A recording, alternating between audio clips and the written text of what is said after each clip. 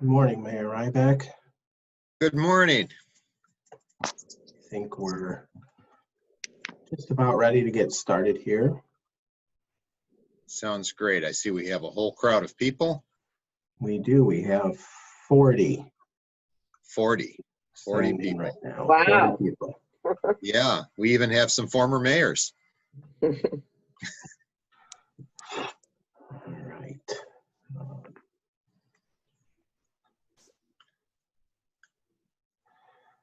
So just as we get started here, some Zoom housekeeping. You just ask to help keep background noise down. If you're not talking, keep yourself on mute.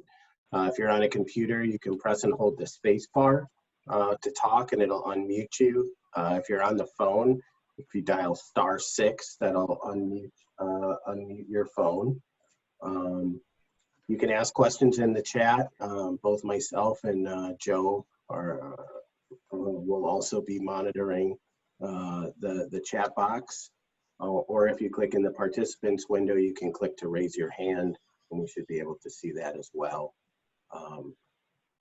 And we are going to record this meeting just to help us with the meeting minutes. And with that, we're ready to get going here.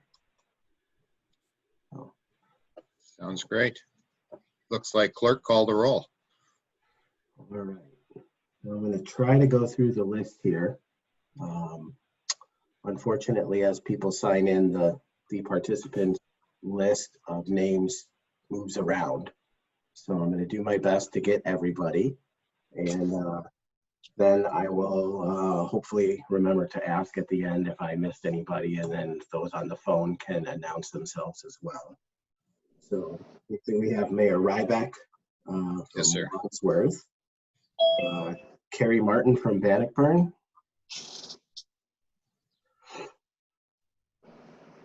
Here. Thomas Maillard, Here.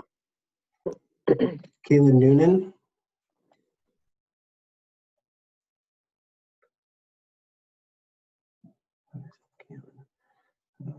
we can just run down the list here.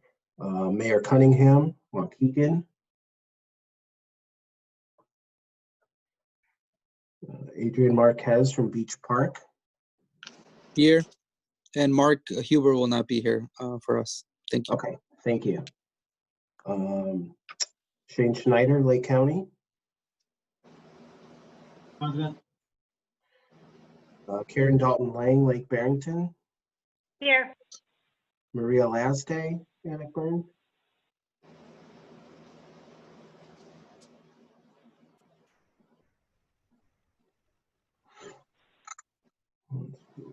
Steve Shields, Round Lake, Here. Marty Neal, Libertyville Township Highway, Here. Wally Dietrich, Lincolnshire, Here. Bob Ellis, Lake Forest, Here. Mayor McKinney, Zion, Present. morning, Mayor, Kevin Carrier, Lake County, Good morning, I'm here. Michael Talbot, Killdeer, Ed Wilmus, North Chicago, Here. Heather Galan, Gurnee, Here. Dave Kilbane, Round Lake Beach. Here. Are there any other municipal folks on the line that I missed?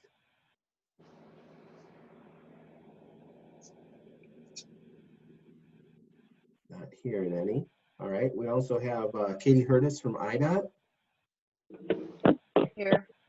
Alex Hosa from IDOT,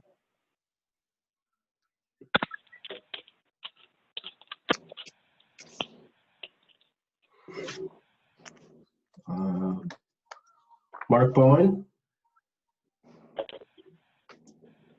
I'm here. Mark Buin. Good. Director Soto, Here. Dan Brinkman, Yeah, I'm here. John Vanna,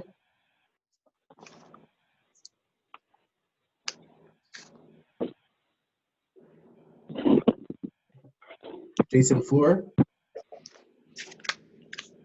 Here. Russell Petroviak, Here. Lee Fell, Here. Joel Christel. Here. Looks like Clay Johnson from Lindenhurst is on. Here. Dwayne O'Laughlin,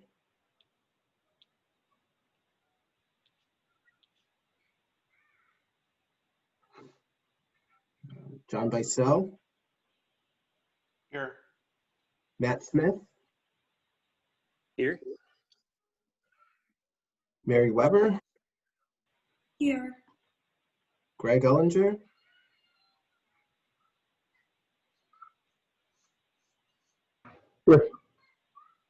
Vinnie Platt, Lauren Platt from the Illinois Tollway. Good morning. Lauren Platt. All right. Good morning. And then there are a few people on the phone.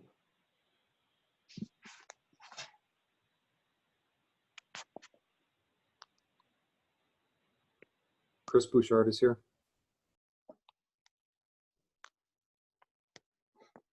If you're on the Mike, phone, it's Maria. Mike, it's Maria Lasday. Can you hear me? I had a problem with my Zoom account, so I went on the phone. yes, we can hear you, Maria. Thank you. Okay, thanks. Katie Renteria with Metro on the phone. Could you say that one more time, please? Katie Renteria with Metro on the phone. Thank you, Katie. All right. Looks like I think we have everyone that's in right now. I think we're going to have Tim Dilsaver soon. So with that, we will. I think we're ready. Mayor Rockingham, or Mayor Ryback, excuse me, if you would like to, you want to go through the minutes.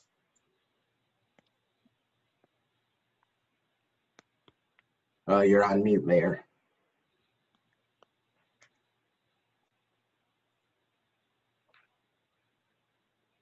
Mute now. Thank you. There you go. All right. I've lost my agenda, Mr. Clemens.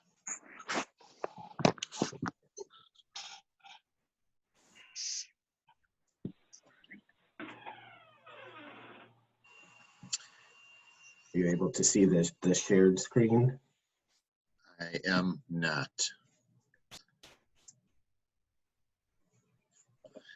But I seem to remember that it said we had minutes to approve from a prior meeting. From the April 23rd transportation meeting, they were included in the meeting packet.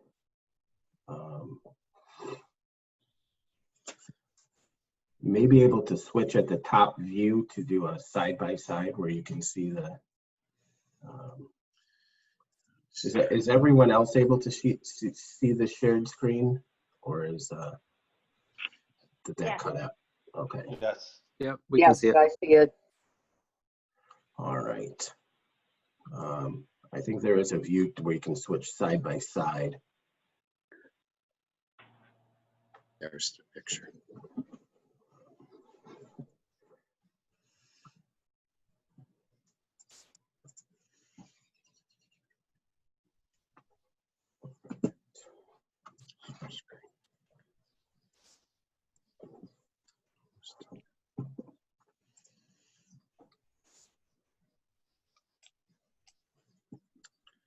I'm sorry, Mike. All I'm seeing is either the word Zoom or my picture.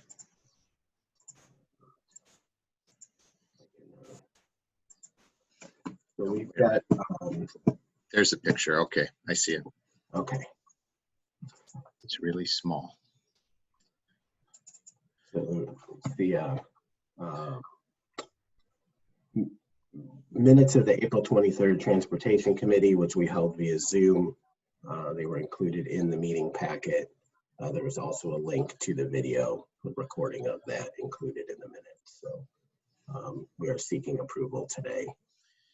I'll entertain a motion then to approve the minutes as presented. Second, Mayor McKinney. This is this big. I can't make it bigger.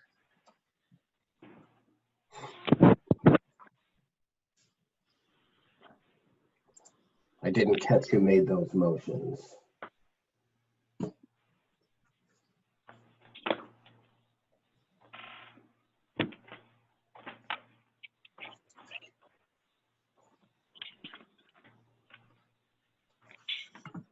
For those who made the motion or second, could you repeat yourself?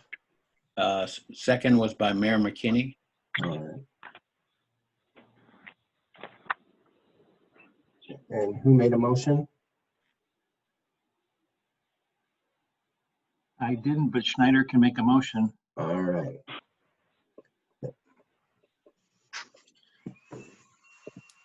All right, and I will throw up we could have the municipal folks click on should be on the screen to vote for approval. We'll have a record of the vote.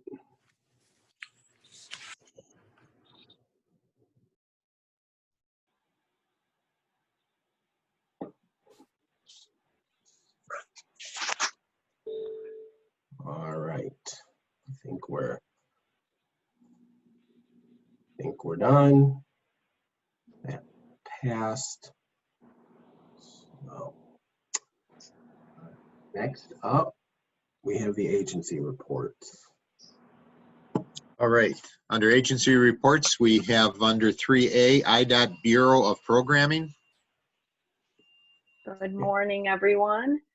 So the sheets have not changed much or changed at all actually since our last meeting because we're still waiting on our multi-year program to come out so I can make those updates. But construction is progressing. So Illinois 143 from US 41 to Pulaski. Construction is preparing, or the contractor is preparing to put the surface down, and the project should be done by 4th of July. 176 St. Mary's to 41. The contractor completed the patching. They're going to move on to the level binder soon, and the project should be complete by the end of summer. US 45 Woodlawn Road to, or Woodlawn, sorry, Road to 83. The contractor is completing the level binding. It'll move to the resurfacing, and then it should be complete by end of summer. The ad lanes on 132 at Lindenhurst is progressing nicely, and the estimated completion date is the end of 2020, so end of this year. 131 at Kenosha Road, it switched to stage 2 construction last week, and it should be complete by the end of this year as well. And so 131 at 120, the traffic signal work, it's scheduled to start after 4th of July. And then US 41, a never-ending project, US 41 at 132 has been pushed to mid-July start. We're hoping that we can finish it up this year. And if you have any questions, please let me know. You can also email me, and my email is on the sheet. Email me anytime you need anything. So that's it for me. Katie, do you have any idea when the multi-year program will be released? You know what? I have not heard anything yet. I mean, I'm hoping soon. We all are hoping soon, but I have not even seen a draft yet, so. Okay.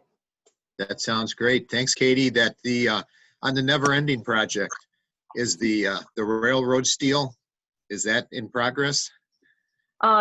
Yes, yes, it's in progress, but I guess based on the amount of stuff that they have left to do, that it might be difficult to finish this year, but we're really hoping. They're pushing we are pushing the contractors. So, and I think that's what we're waiting on is some of the steel.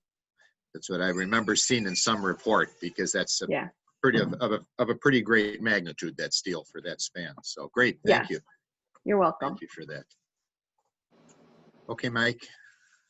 Looks like IDOT Bureau of Local Roads and Streets. Or did we cover that? No, that is next. I know Alex said he was here, but he was having trouble hearing us. Alex, are you able to hear us? We can come back to Alex. He's having the same problems I was having earlier. Yes, we do have his status sheets, and I can send those out after the meeting. Okay.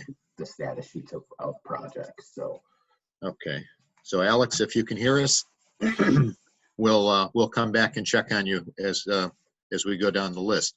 But it looks under C3C, we're under the Illinois State Toll Highway Authority report, and we had Lauren is with us, right?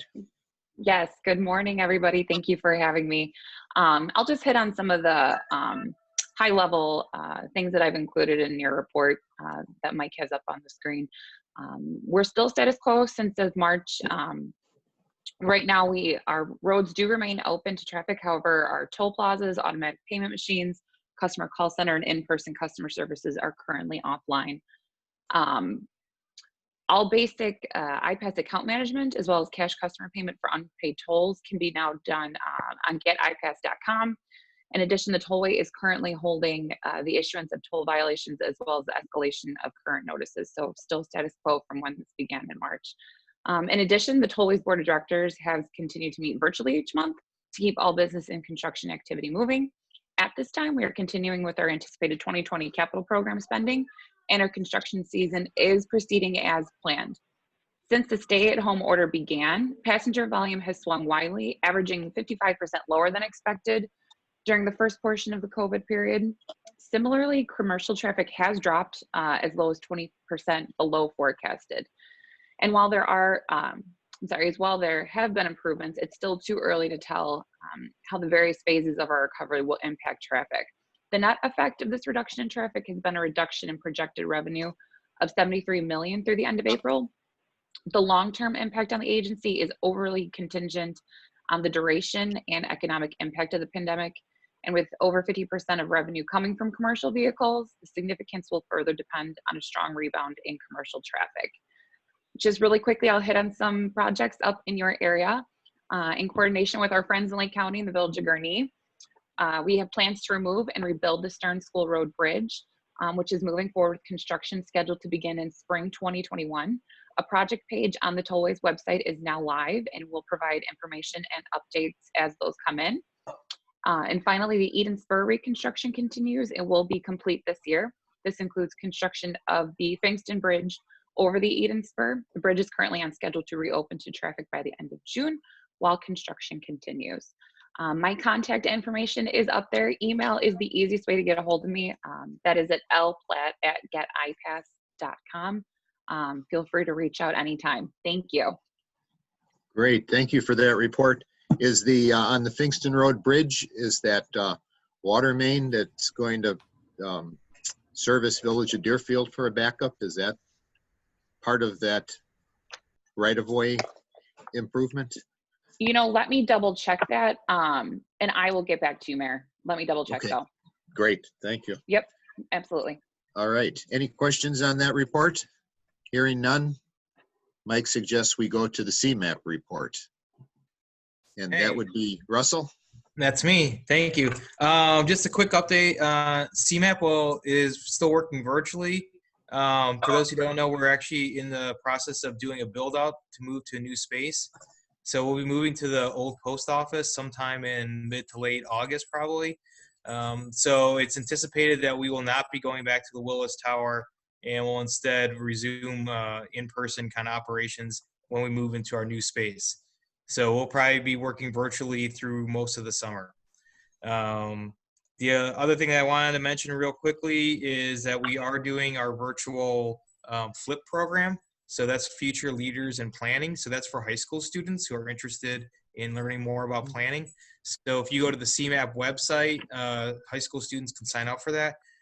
If you could please kind of pass that information along. I know a lot of high school students, I have 2 in my house, they're always looking for things to do at this moment.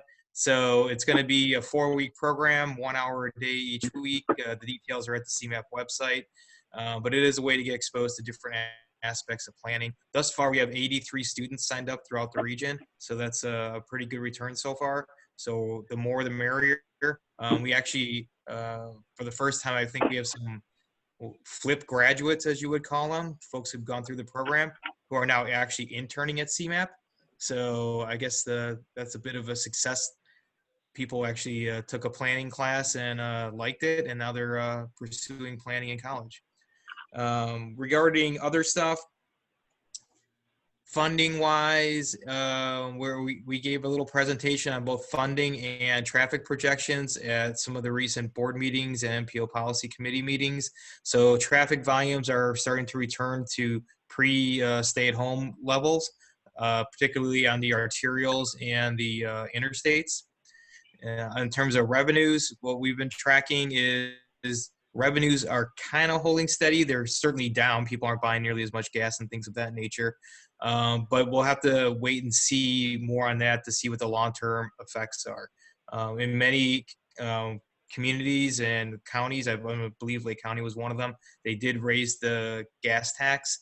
So at a minimum, what we estimate is probably revenues coming in at what they were last year, and maybe not the anticipated bump that from the increases that we're hoping to get for the Rebuild Illinois. But we'll have to wait and see. That part is a little bit early on to see. And then finally, the last thing is just that all of our locally funded programs and things of that nature are moving along just as they always have. We're still processing stuff. We just finished tip changes yesterday for, I think it's November letting, or I think that was the letting. Anyways, the main point is that we're moving forward on that. Nothing is being delayed through our virtual work environment. So I'll take any questions if there are any at this time. So now we know your secret for the increase in work throughput. You have 2 students near at hand to help you with all those projects on the virtual software program. There you go. Yeah, that's great. I think that's a great program. You know, if there's an interest as our kids get older, they should be encouraged early on. So yeah, Shankuya, thank you. All right, thanks. All right. Next, I see the RTA report. I don't think we have anyone from the RTA here today, Okay. but we do have Metro. We do have Metro, and Mayor Emeritus Soto, is she Metro? No, she's Pace. Yes. Hi, this is Rick Mack with Metro. Can you hear me? Hi, Rick. Hi, good morning, everybody. Okay, the Metro report, really COVID-19 has hit us pretty hard, as you can imagine. Metro relies on, of course, our passengers, ticket sales, and sales tax. And so both have taken a direct hit with COVID-19 and the stay-at-home order, which we understand that was going to happen. At the Metro board meeting yesterday, our CFO reported that our losses are going to be $70 million more than we had expected in April. So we're looking at between now and the end of 2021, we're going to be seeing a loss of about $600 million based on what we're seeing right now. And we were fortunate and we're grateful. We did get $480 million in the CARES Act, in that first CARES Act, that will get us by basically until 2021, mid-2021, like around June of next year. At that point, we expect that money will run out. So I think, as others have said on this call, it's going to depend on the duration of this pandemic and is there going to be a second outbreak, see how fast ridership comes back. We did have a virtual meeting with Lake County partners and some of the businesses in Lake County that benefit from that reverse commute. And we got some pretty good insight as to what they're doing with their employees. They also surveyed their employees And it was interesting, one of the biggest concerns the employees had, or biggest issues they had, I won't call it a concern, is they have children, and unless the schools are open and the daycares are open, they have no place to put them. It's hard for them to go to work. So I think we're going to be obviously following that and see when the schools open and daycares open again, and then at that point you can expect more workers to go back to their jobs and not be working at home as much. And of course that also depends on the virus. The companies expressed that they're going to be careful with social distancing, which we expect. Metro is doing the same thing with our employees. In fact, many of us are working at home as well right now. So long and short of it is, I see that the next opportunity for a ridership increase is probably going to be this fall, when hopefully the kids can go back to school safely and workers can start going back to work safely. And then I think the next opportunity, big opportunity, will be after the first of the year, when people feel really comfortable, hopefully, keep our fingers crossed, and in the duration of this virus isn't so intense going forward. The other issue I'd like to really talk about with everybody is we're going to have press releases. It's going to be basically, our campaign is going to be called My Metra, and it's going to be to inform our passengers to, hopefully they will come back to Metra and everything we're doing to disinfect our trains. We're also offering a touchless, payless using the Ventra app. So you're going to see some reduced fares to get people back using Metra. And again, I don't have any details on this yet because, again, it's too early. But we know that the work patterns are going to be changing in order to encourage social distancing going forward. And so you might have some employees starting later than others, flex work time. And so we want to accommodate that. We also are going to be looking, I expect we'll be looking at probably less trains because of less ridership, but maybe more express service. So you'll be getting people to work quicker. But we're going to be monitoring this and be flexible and be prepared to make whatever changes we can in light of the fact we are a railroad. It is difficult to change quickly when you're a railroad, but we are going to make every effort to do that to respond to the current conditions. But anyway, I will be asking all of you if you would do me a favor when we send you these press releases on My Metra or any updates on how we're disinfecting our trains or how the schedule changes or anything we're doing to respond to the pandemic. I would be grateful if you would put this on any of your websites, any of your newsletters, any social media. If you would partner with us on that to get this out to the general public again, we would appreciate it. Okay, the next issue is on local capital projects. We have 3 of note. North Chicago Station. The North Chicago has hired an architect, and Metro's passing the dollars through to rehab that station. I expect that project should begin later this year.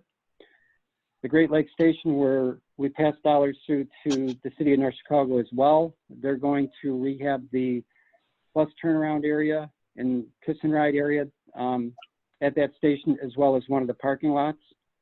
And this project's complete, but we completed the tie replacement project. We replaced all the ties from Roundout into the city, into Union Station. That started this spring, was completed as well this spring. So with that, I will answer any questions you may have. From Roundout to Chicago, you've replaced all of the ties? That's correct. Yeah, it was a large-scale tie replacement project, and I guess cup half full with the pandemic. It helped us get that project completed a lot quicker because obviously there wasn't the train traffic on that line. We reduced service as a result of the reduced ridership as a result of the pandemic, but we were able to get that project complete. In a situation where time was on your side, that's a massive undertaking. I can't imagine all the railroad ties from Roundout to Chicago.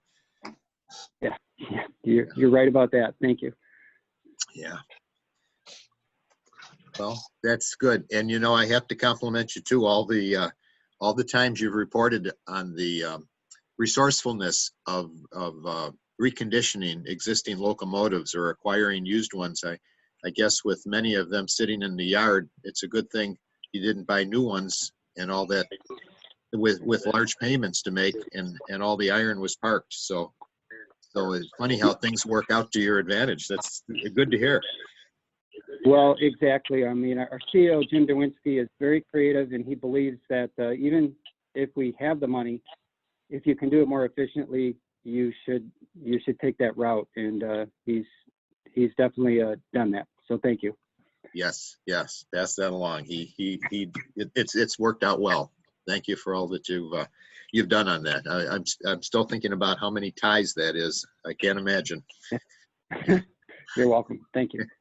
Okay. Any questions for Rick? Otherwise, Mike says we should move on to the PACE report, item 3G, and that would be Tim. Tim, I don't think you've managed to join yet, have you? He's having a lot of technical difficulties. Well, he's in good hands, Linda. If you want to make the report, or shall we come back? I'll go ahead and make the report. Okay, thank you. And just to add, you know, what Rick said from Metra, of course, PACE and CTA is in the same boat. Thankfully, the CARES Act did, you know, supplement our agencies as well, which is going to help significantly. But that being said, we will have a major shortfall. So 2021 will be an interesting year. And I won't rehash. I mean, the same reasons that Rick stated, we'll see what the future holds. There's a lot of unanswered questions. But that being said, let's move on and talk about the reopening phase going on in our region. In fact, RTA is busily working with our heads at PACE and CTA, and we expect to have a decision by tomorrow. So this isn't concrete yet, but I believe Monday next week, June 22nd, PACE and CTA will start charging fares again. So that means that we will discontinue with the back of the bus boarding on the big 40-foot buses. But I want to assure everybody, you know, there's still other measures that will stay in place. We're still going to deep clean and sanitize vehicles daily. We're cleaning high-touch surfaces throughout the day. Our operators still have PPE. We are limiting seating where possible and encouraging social distancing. And routes that we currently have in suspension because of lack of ridership or schools being closed, those will remain suspended until we feel that the need is there for ridership. This also enables us to put more buses on the other routes that do have the ridership, so we can practice social distancing on the buses. So there's more buses running in order to accommodate that. But as we move further into this reopening and as other lines are restored, we're not going to have enough buses to do that everywhere. So we'll meet that challenge when we get to it. We will continue to temporarily waive the tap fares in order to help ADA riders. And then on an exciting note, this past Sunday, we did a soft launch of our new website. I mean, PACE has always, you know, made updates and improvements, but we literally, for the first time in quite a number of years, I think 14 years, we built a whole new website from the ground up. So I encourage you all to go visit it, because as I said, it's a soft launch, and with anything new, there's always kinks, and I need you to help us find those kinks so we can get those ironed out before we do the big, you know, media alert and draw everybody's attention to it. It has, number one, a mobile-friendly design. You know, 74% of our riders use mobile phones. So the website now accommodates that. Also, what's really cool, there's an immediate alert feature. So PACE can send out alerts and texts very quickly. There's better route pages, better customer service. It's just so easy to navigate. I mean, we still have the tried and true call-in system for those who are not computer savvy. But it's very cool. I mean, you can even see, similar to the Uber and Lyft apps, you can see the bus in real time where it is and how close it is to you. So I appreciate your help with that. And I think that's it, unless there's any other, just questions, I'm happy to answer. That sounds great. That's, we'll all check out that new website, the first update you said in 14 years. So, yeah. Well, that first update, but it's the first time we've revamped from the ground up. We're going to kill the old one and bring on the new one. So we did a soft launch. So, yeah. Sensational. That's good to hear. Any questions for Director Soto? Okay. Thank you for that. That's good to hear. Thank you. All right, Mr. Clemens, next page. All right. The Lake County STP program. We're going to talk about the fiscal year 2020 program first.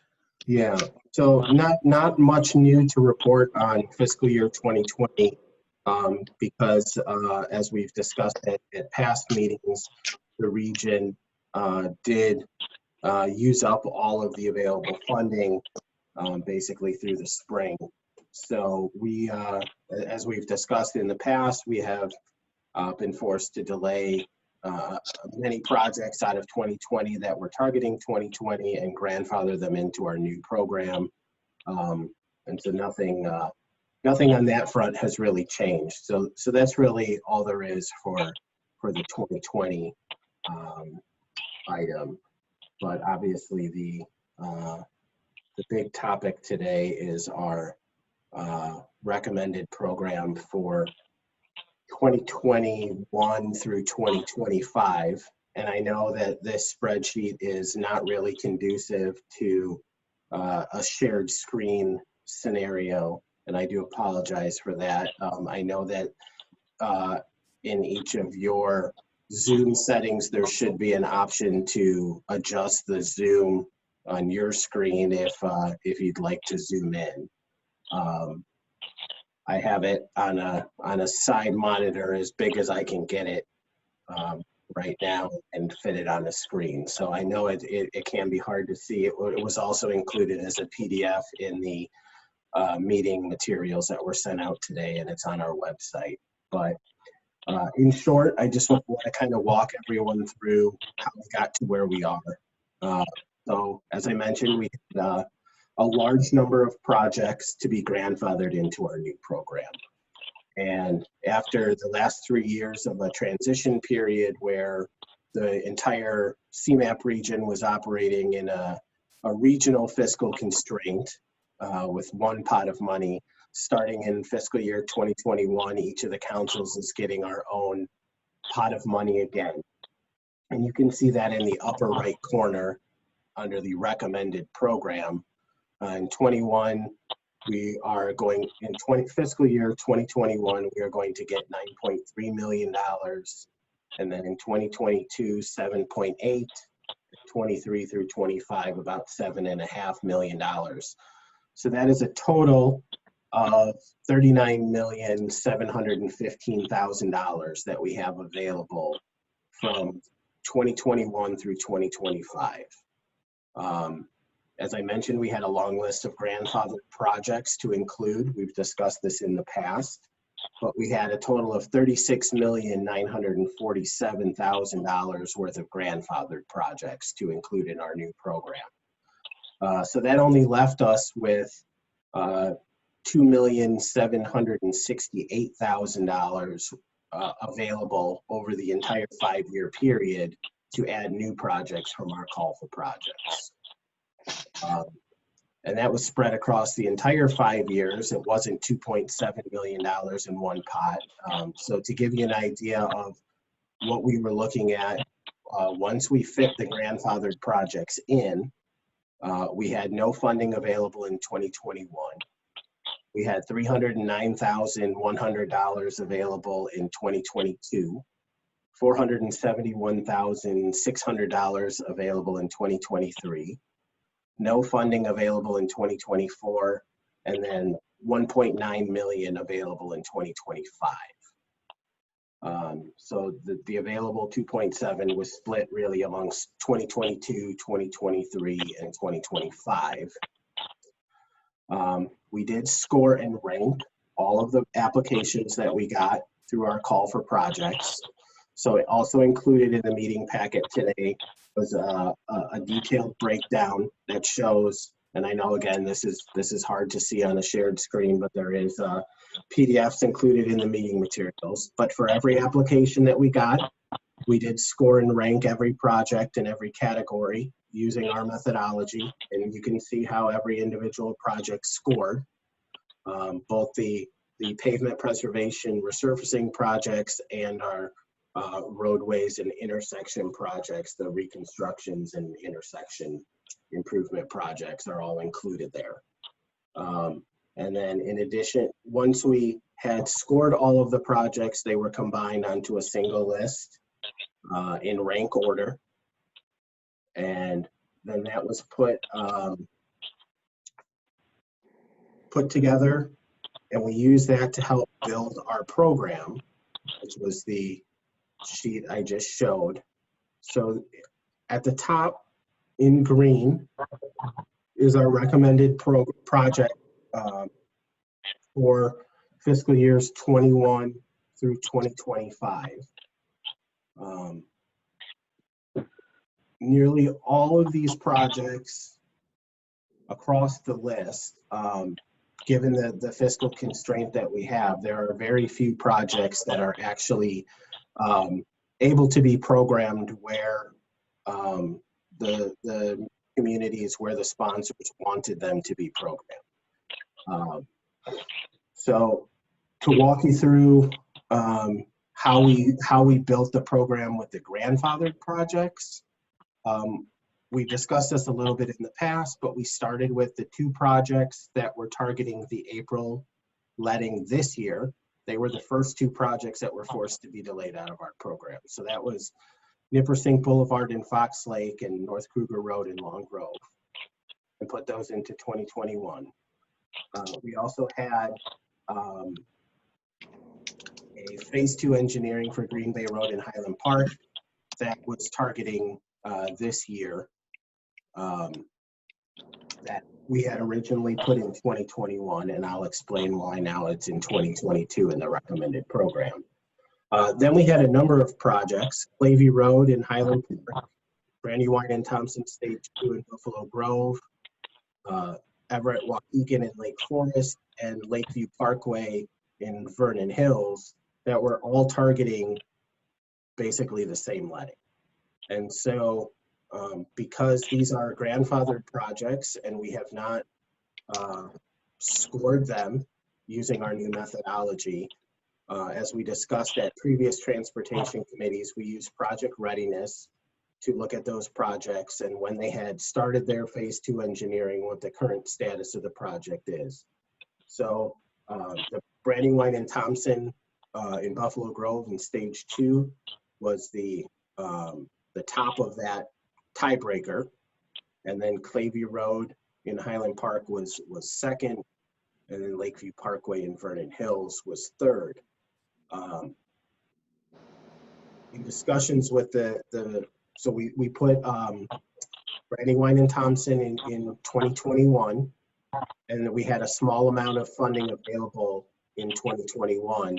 And then in discussions with the city of Highland Park, they actually preferred, because their Clavey Road project has STP bridge funding to do a bridge reconstruction, to delay their engineering for Green Bay Road to be able to get the bridge work completed in 2021, where that funding is programmed. So we split up, the Clavey Road project was split into 2 stages to allow them to advance the bridge work in 21 and the balance in 2022. Then we slotted in the Everett at Waukegan, Lake Forest Project, and the Lakeview Parkway in Vernon Hills in 2023, and worked our way down the list to slot in the rest of the projects. So we did use project readiness, and then we also had to use, the fiscal constraint that we were under. We couldn't fit, a lot of these projects are big construction phases, and so we couldn't fit all of them in a single year.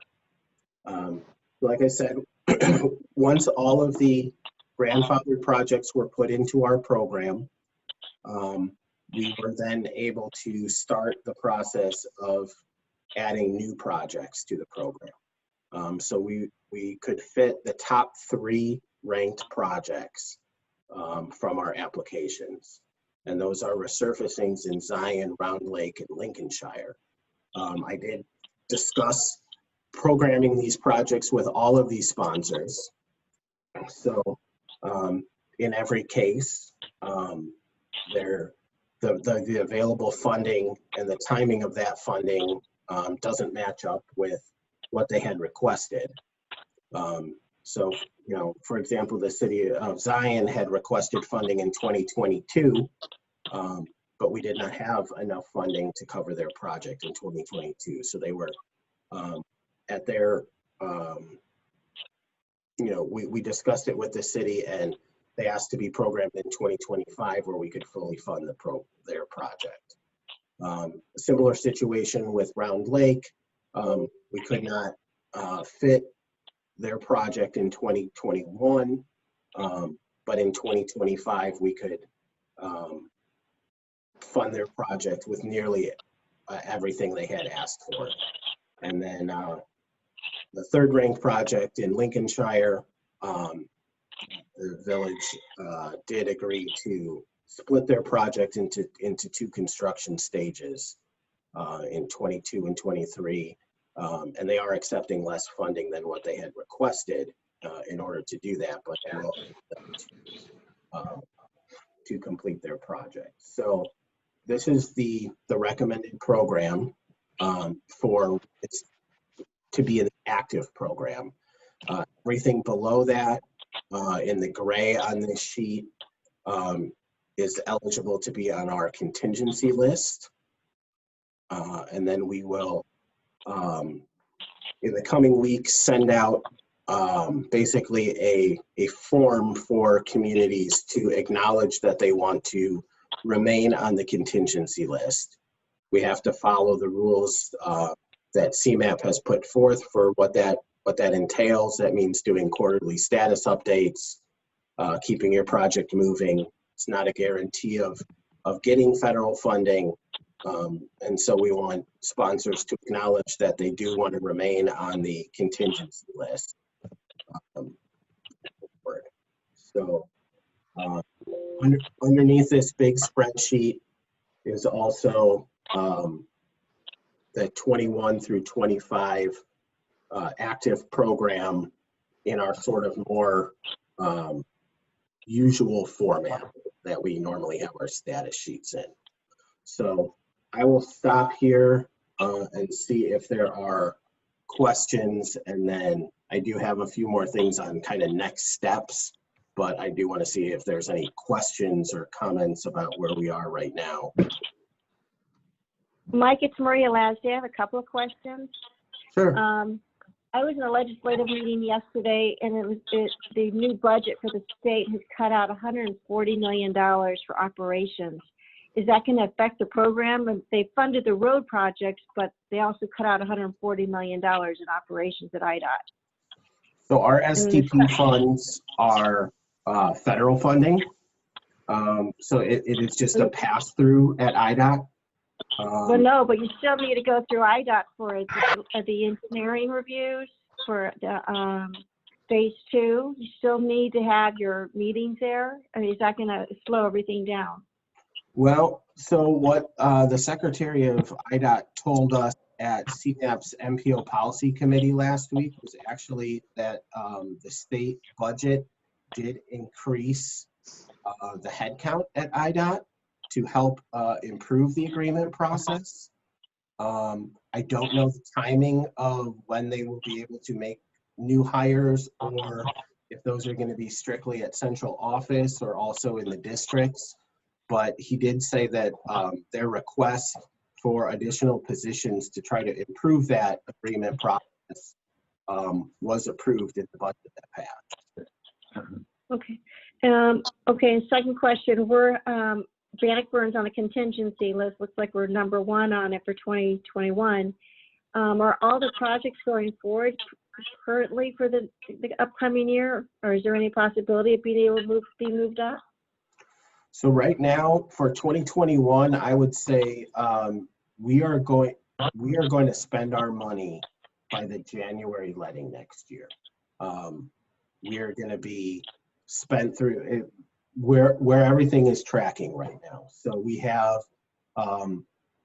one thing I should mention, and I guess there's some behind the scenes paperwork that goes along with it, but for Fox Lake and Buffalo Grove Stage 2 of Brandywine and Thompson, they are able to get on the November letting, which means some behind the scenes moving of money. But we will have those 2 projects on the November letting, and then we have Clavey Road and Long Grove on the January letting. And so by the January letting, we should have, late December, we should have spent all of our money for the entire fiscal year. At that point, we could see if there is additional funding available at CMAP.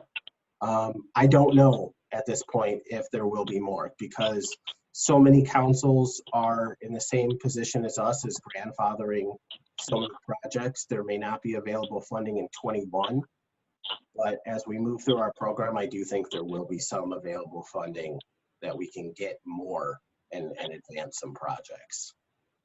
Great, thank you.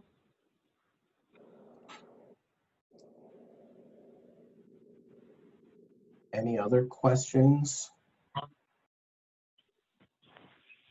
Hey, Mike, this is Alex. Can you hear me? Yes, Alex. Good. Yeah, I got through my phone. I had problem with my computer. But if you have any questions or anything about the status sheet, I'll be happy to answer that. And I do have other questions, or I'm ready for any questions from your side for the new funds every local agency received for Rebuild Illinois bond. If you have any questions or anything like that, I'll be happy to answer those. Yeah, so Alex is mentioning the Rebuild Illinois bond funds that were, the first payment was distributed to municipalities in May via the MFT formula. We did send some information out through the council newsletters, but IDOT is planning on a total of 6 payments, 2 per year over the next 3 years, the timing of which will be dependent on them issuing bonds. These funds will be distributed to municipalities, townships, counties via the MFT formula. They need to be deposited into your MFT account, tracked separately, and you have a year from the time you receive them to have the funds associated with a project. All funds must be spent by July 1 of 2025. And that is a very firm date, as the state issued these bonds and is taking on the debt service and passing the proceeds of the bond sales to municipalities. They're going to take the money back if we don't spend it. We've had some conversations with Alex recently. These funds are to be treated as MFT, essentially for project processing. If a community or local agency receives more than $45,000 per distribution, they have to be spent on bondable capital projects. So they can't be spent on resurfacings. It needs to have a useful life of at least 13 years or more to be eligible for these bond funds. Alex, do you want to mention what you'd like to see to approve projects? Yes, if a local agency have an A project, it will be exactly similar to the MFT project, all what we require, the project will be a bondable project. We need pavement design with minimum 13 years for that. It could be a resurfacing project, could be like mill or 3 or 4 inches, put back 3-4 inches, could be widening project. You can even include that bond money, mix it with MFT funds to make an A project. If you have like $200,000 and you have like $800,000 MFT, you can mix both to make it one project. And before you start your project, all what I need, if you can send me the description of the project and the location and a statement to say like the pavement design was completed and you can get minimum 13 years out of it, and I will approve it. And after that, we'll use the same forms like MFT. We're going to put in our bulletin. Resolution has to be use the same resolution like the MFT resolution, right in the top corner there, Rebuild Illinois Bond fund for that, because it's going to be treated differently. It's going to be in the MFT account, but separate account in the MFT area. If you need to take any penny out of that Rebuild Illinois bond, it has to go through the council. It has to be approved with and submit the resolution for us to approve it. And it's going to be put in our bulletin. It's going to be, the contract will be approved by us, and it's going to be closed like MFT with us. And that's all what we need. If you have any projects, if you receive, local agents receive less than $45,000, they can use that as general maintenance project, crack sealing, patching, curb and gutter, or similar to those kind of maintenance projects. And like what Mike said, the money has to be spent by July 1st, 2025. And you don't have to spend the money if you receive any funds right now. You don't have to spend it today. You still have 5 years to spend it. You can, keep it for a while. I mean, keep, for the 6 payments, you can keep those 6 payments, or, save them, and you can spend them in one project if you want. And you can use that fund for engineering for further projects. Similar the way you used to use your part from MFT. You used to use phase 1 or phase 2, you can use that for a further project for engineering. I think I covered most of the stuff, unless somebody has any questions. Mike, did I miss anything? No, I think that's good. We are going to be sending out some information this afternoon with the meeting materials for our full council meeting that's next week, but included in that the Illinois Government Finance Officers Association put out a white paper on these funds, on what the accounting practices should be. And so I've got that included in our newsletter that will be going out this afternoon. Good. Alex, since these are installments, can you pre-spend the money, or do you have to spend it as you get it? No, you can keep it. You have until July 1st, 2025 to spend it. No, but I mean, you can, since we know we're going to get, we're getting it in 6 installments, so I'm not getting 100% of the funds today. Can I do a project allocating those funds that I'm going to receive in the future, or does it have to be you have to receive the funds in order to be able to spend them? We don't know if the future is going to happen in the future. Now, every year they're going to buy bonds. We don't know after this year, after this actually, how they're going to do it. But as of now, we don't know. All what I know, what you have right now, and they are planning to get those 6 payments, but they have to sell the bonds first. Would that answer your question? Yeah, I mean, so it's wait and see, basically. Exactly.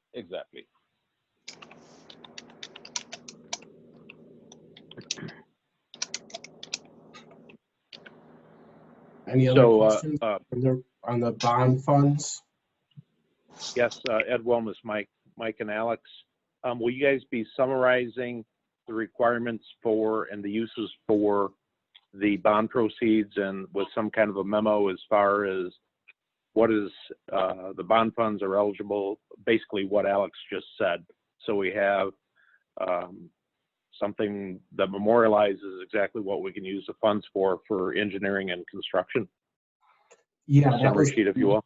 it's in IDOT circular letter 2020-11, and that we did send that out through the council distribution list I think the last week of April. I can also, if there's a link to it that's going out this afternoon as well. Okay, so nothing that Alex just said differs from what IDOT has already released through that circular, correct? Correct. Okay, that's good. Thanks. I have that. Thank you.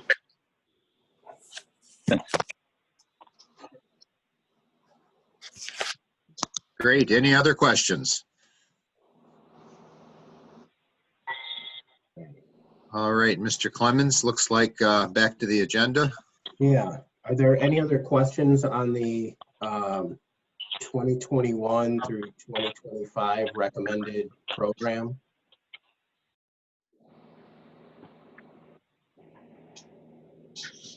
Okay. So back to the agenda, what we are asking for today is we're asking for approval to recommend that the full council release this recommended program next week for a 30-day public comment period. So we are seeking a approval of that recommendation.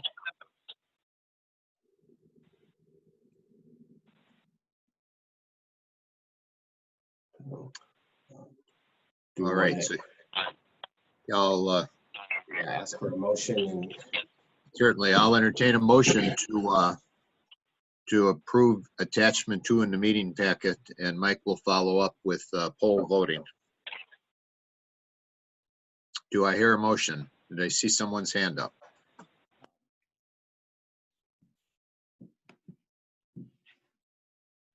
No. My screen says 40 participants. We should have a motion. Yeah. Heather Galan, Village of Gurnee. Yeah, This is Kevin Carrier with Lake County. I can second it. Okay, we have a motion by Heather and Gurnee, and I'm sorry, the second. You have the second? yes, Kevin Carrier from Lake County. Thank you, Mr. Carrier. All right. All right. Any questions on the motion? Hearing none. On your screen is the polling question.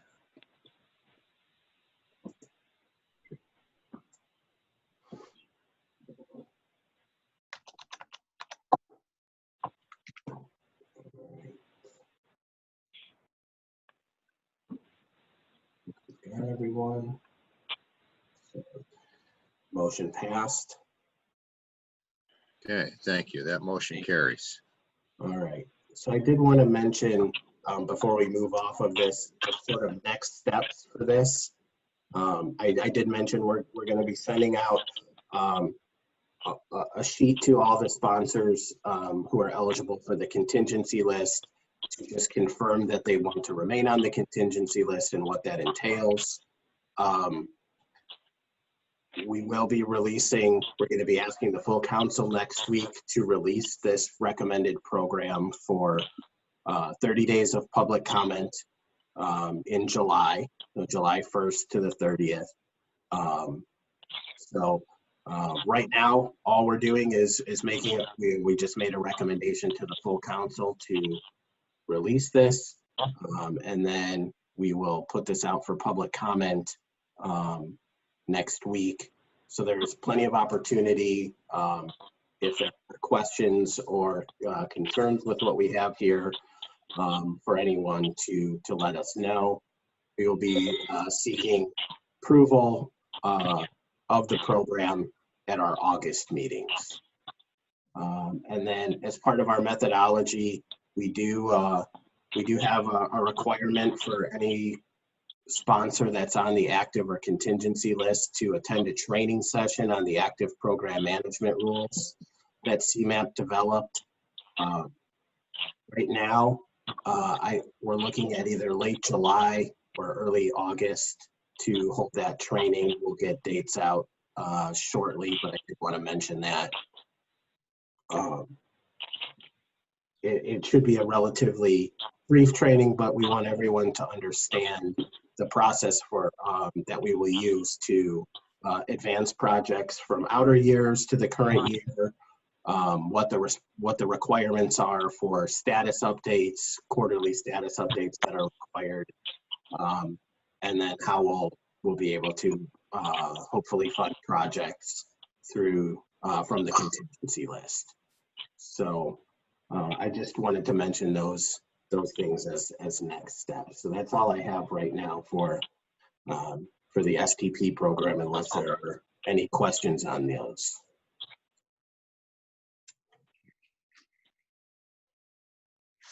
Hearing no questions. Do we have anything under number 8, other business, Mr. Clemens? The only thing I have to mention, Russell mentioned in the CMAP report that the Future Leaders in Planning, the FLIP program is open. Information with links to that will be going out this afternoon. So if you know any students that would be interested, please share that. There's also some other links going out this afternoon with our meeting materials. I did see that the Department of Commerce and Economic Opportunity, DCEO, had a grant opportunity for fast track infrastructure projects.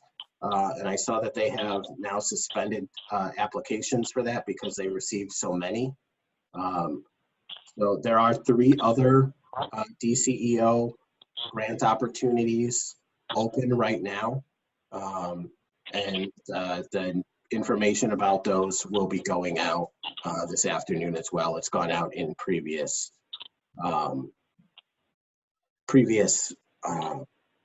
council emails as well. Alex, are you still there? Yes, I'm with you. We have a question. Can the bond funds be used on water main improvements? No, we can't even use that for federal projects or even MFT projects for water main. Thanks, Alex. Sure. That's all I had for other business. All right, that's thank you for that. I see number 9 is public comment. Had you received any public comment, or do we have any at this time? Right now, I do not see any public comment in the email, unless anyone has anything right now. Mike, this is Kevin with Lake County. I was going to follow up on that statement from Alex there. Alex, I don't know if you can hear me or not. Yes, I can hear you. Regarding the water main, I know like on the federal jobs, if the water main needs to be replaced because it's in conflict with the roadway, the feds will kind of, I guess they'll deem it as part of the project and look at it as participating item. For MFT, is that similar? If it's a standalone water main project, I don't think it's allowed, like you said, but if it was part of a village's or municipality's roadway project and it was in conflict, can they use MFT funds for that? You know what, Kevin, I never seen it happen, to be honest with you. And I did go to the Fed coordination meeting for a few projects similar to that. They are raising the bridge or lowering the bridge, and we are impacting the 5 feet, the clearance between the roadway and the water main. With my experience, it wasn't participating item, but I can still check. It doesn't mean no, but I never seen it happen. Let's put it that way. But I can ask still. Okay, great. Thanks, Alex.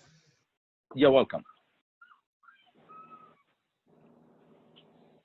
All right, any other questions?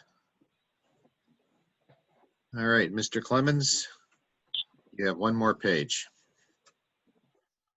Our next meeting is scheduled for August 20th.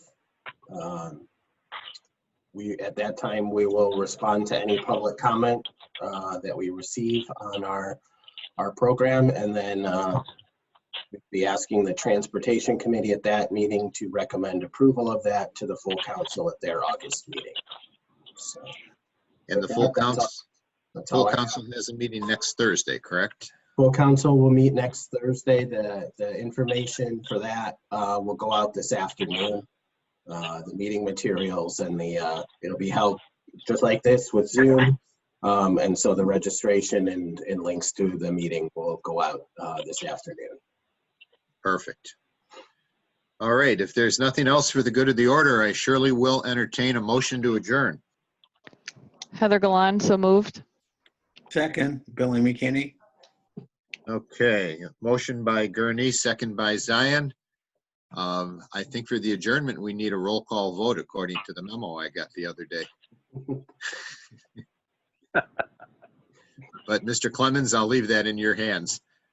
I think we can just do a voice vote here. All right. All in favor, say aye. Aye. Opposed? Motion carries. Thank you, everyone, for joining us. Thank you. Thank you. Thank you. Thank you. Thank you. Thank you, Mayor Ryback. Thank you, Mr. Clemens.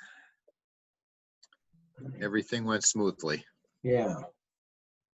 Thanks for carrying the meeting for us today. Appreciate it. The pleasure was mine, and I think I like your background with all the moving traffic rather than my static horses in the background. That looks good too. We like it. It's a Wadsworth thing, yeah.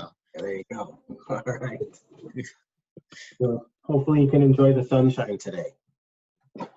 Yeah, it's another beautiful one out there in Lake County. Yeah. Good day for road construction. We can watch the guys put down a lot of mix wherever they're putting it down. Well, thanks very much. Okay, and yeah, we'll talk in the next few